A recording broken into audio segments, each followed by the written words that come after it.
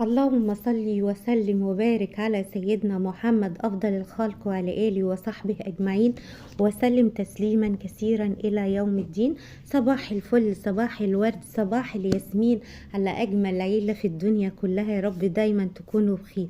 قبل ما نبدأ الفيديو بتاعنا، لايك كده من ايديك الحلوة وشير وفعلوا الجرس على كلمة الكل عشان يوصلكم كل فيديوهاتي. هنعمل النهاردة ايه يا عبير؟ هنعمل السبانخ من الخضار اللي مش موجود الا في الشتاء بس.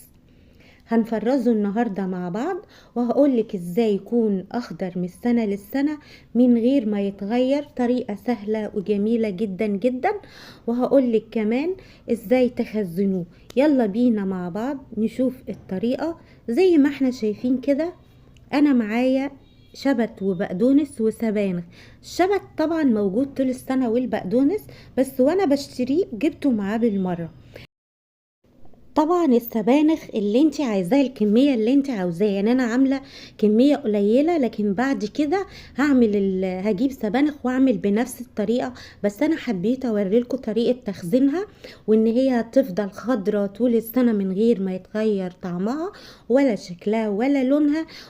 والمفروض انتم تستغلوا من الفرصة دي وتخزنوا السبانخ، لان هي في الصيف مش موجودة، وكلها فيتامينات ومغذية للكبار وللأطفال.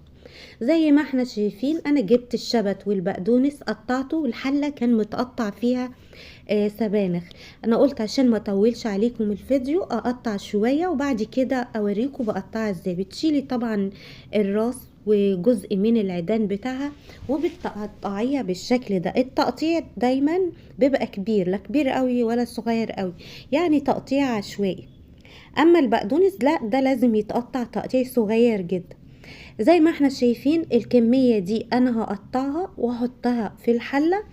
وبعد ما احطها في الحلة هحطها تحت مية جارية، بس مش في الحلة دي، لا، هتجيبي بستيلية كبيرة كده وحاجة غويطة علشان الرمل او الطينة اللي فيها تترسب لتحت.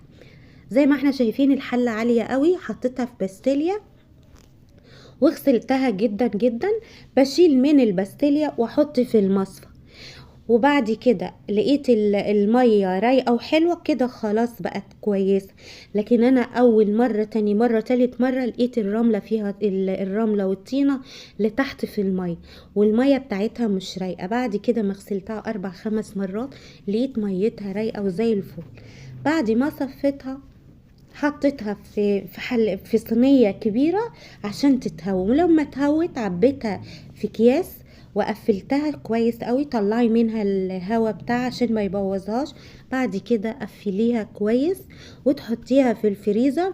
بتفضل عندك من السنة للسنة خضرة وجميلة ولونها ما بتغيرش. وفي طرق كتيرة لتخزين السبانخ، بس دي الطريقة اللي انا معتمداها. طريقة حلوة جدا جدا ومجرباها، طريقة سهلة وطريقة بسيطة وطريقة جميلة.